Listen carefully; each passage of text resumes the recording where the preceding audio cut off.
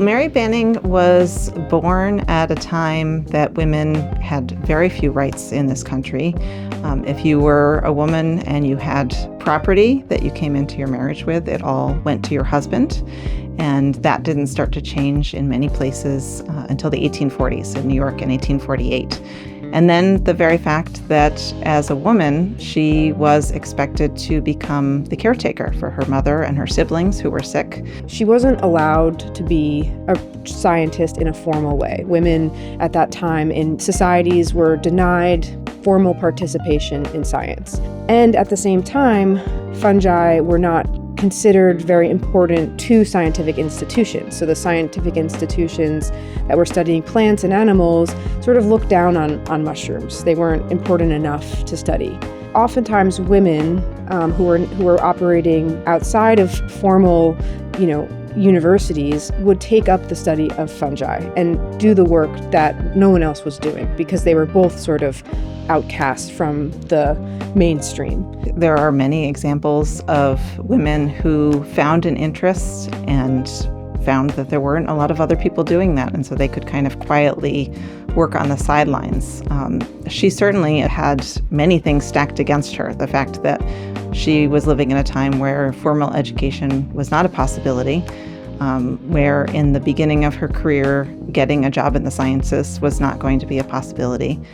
The draw that I felt towards fungi, I think Mary felt as well. I can kind of pick that up in her writing, where she talks about fungi being the outcasts of the vegetable world. At the time, they were considered plants. Also, she talks about how she was regarded as a crazy woman or a mad woman, and that she'd be, out in the forest surveying for mushrooms, and she would bump into someone and they would be like, "What are you doing? This is insane. Like, what business does a woman have with these weird, growths?"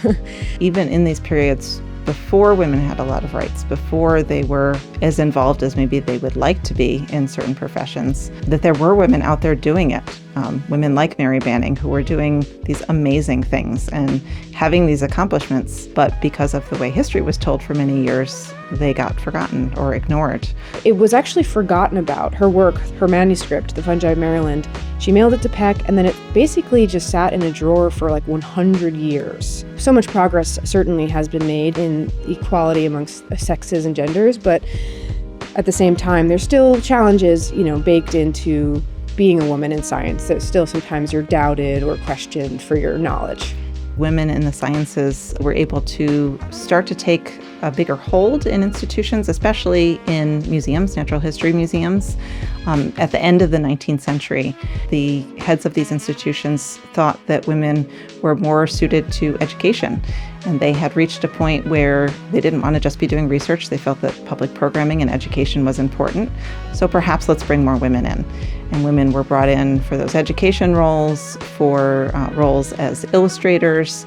And a lot of them took those opportunities and ran with them and, became important researchers, started making really important contributions to the sciences as well. I thought it was time, with this growing interest in mycology, that and sort of the growing understanding of the ways women in science were excluded, and the stories and the legacies of women were not really taken up into the canon of science.